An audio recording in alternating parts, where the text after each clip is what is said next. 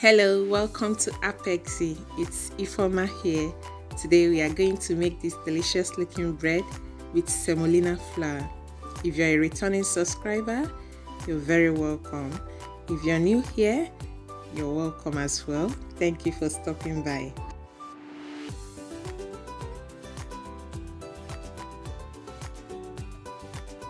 Here I have semolina, egg, nutmeg, salt, butter, sugar, yeast, milk, and warm water.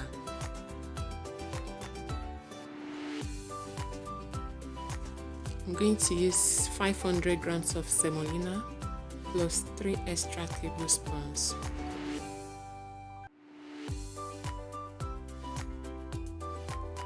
In a bowl, add the water, sugar, the milk, and the yeast. Then stir and keep aside to proof for about 3 to 5 minutes or until the mixture becomes frothy. This proves that the yeast is still active.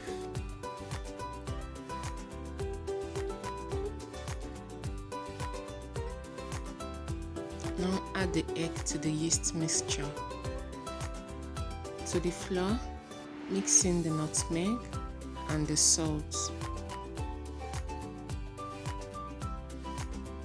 Then add the dried ingredients to the liquid ingredients and mix.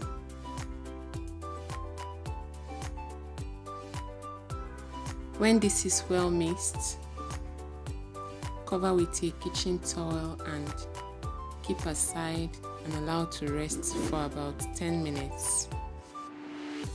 After 10 minutes, transfer to a work surface and begin to knead.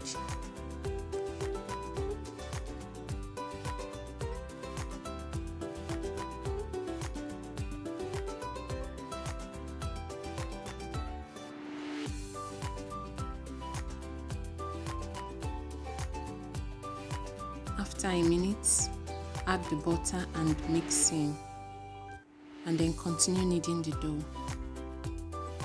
Here you can use vegetable oil as an alternative to butter or margarine. I've used that many times.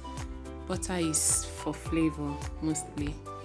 If you were looking for a healthier alternative, you would want to go with vegetable oil. Now, bread dough requires elbow strength, so you have to be patient and really knead this dough.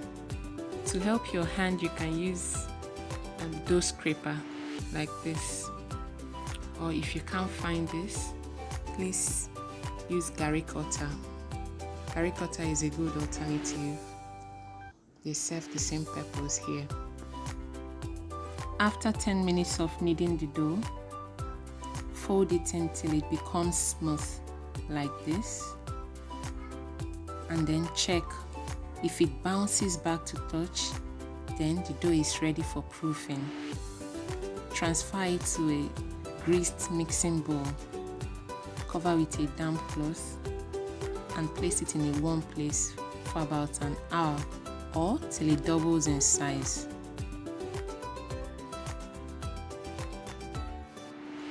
Now the dough has risen beautifully. Punch down with your fists and fold in gently. Then transfer to your work surface. To form this into a loaf, just stretch it out to a rectangular shape.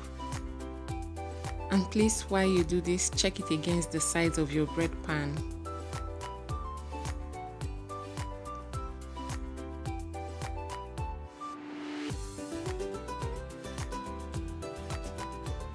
Now roll it up tightly, tuck it in as you roll tightly, and then pinch at the seams to seal it. Then transfer this to your well-greased bread pan. Cover with a damp cloth and leave in a warm place to rise. This should take about 30 minutes or more. Now the dough is beautifully risen and ready to be baked in a preheated oven for about 25 minutes. To bake on a stove, preheat your pot over a medium flame for about 5 minutes and then place the dough in the pot and bake.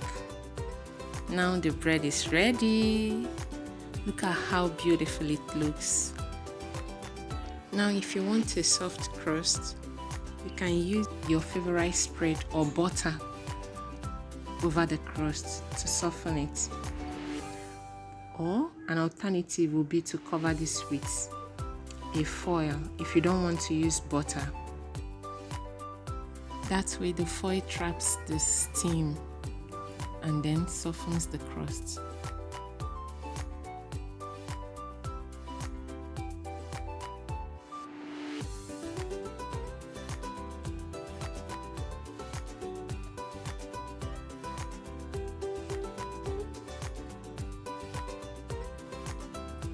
Now, can you see the one we made in the pots on the stove? Look at how beautiful it is. So please, you really have to try this.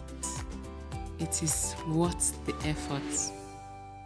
One good thing about making bread is that you don't have to wait on it. When you're done with the kneading, you just leave it to rest. While it is rising, you can be doing some other thing.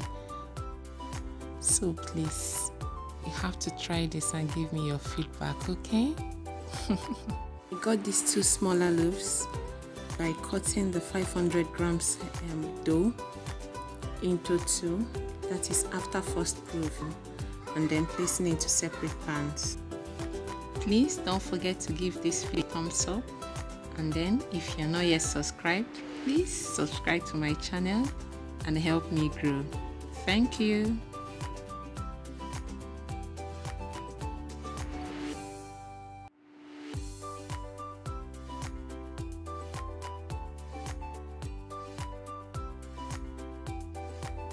This is a very soft bread. To slice it, you have to wait for it to be completely cold, or at least come to room temperature. This one I'm slicing here is still slightly warm. If I wanted to slice this for sandwich or toasts, then I'll leave this bread to completely cool. Or sometimes I make it overnight, then slice the next morning. Please don't forget to like, share, and subscribe to this channel if you've not done so. Thank you so much for stopping by. See you in my next video.